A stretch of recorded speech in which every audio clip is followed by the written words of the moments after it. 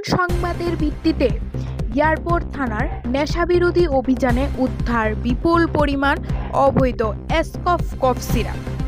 গান্ধীগ্রাম বাজার সংলগ্ন অঞ্জন শীল নামে এক ব্যক্তির বাড়িতে একটি গাড়ি থেকে আটক করা হয় TR01E0605 নাম্বারের একটি মারুতি গাড়ি।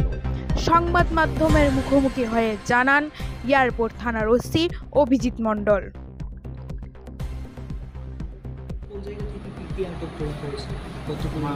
আমাদের কাছে গোপন সংবাদের ভিত্তিতে একটি খবর আসে যে গান্ধীগ্রাম অঞ্জন শীলের বাড়িতে একটা মারুতি গাড়ি যার নাম্বার TR01E0605 এই গাড়িতে কিছু কন্ট্রাব্যান্ড গুডস লোড আছে। সেই মোতাবেক আমরা ওই বাড়িতে তল্লাশি চালাই এবং তল্লাশি চালিয়ে ওই বাড়ির ওখান থেকে গাড়ি সমেত কন্ট্রাব্যান্ড গুডস পাওয়া যায় এসকফ। তারপর আমরা এগুলি সিজ করে নিয়ে আসি এবং এখন আমরা বাড়ির মালিক এবং বাড়ির মালিকের এগেইনস্টে আমরা একটা এফআইআর রেজিস্টার করি। কী পরিমাণ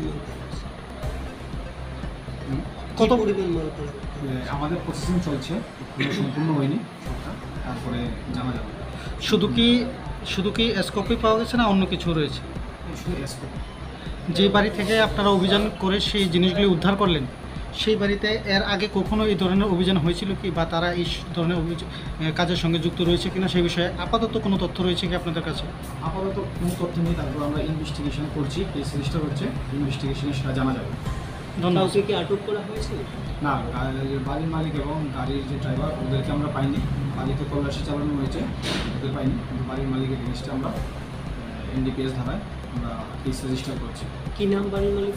বাড়ির মালিকের নাম অঞ্জন শীল।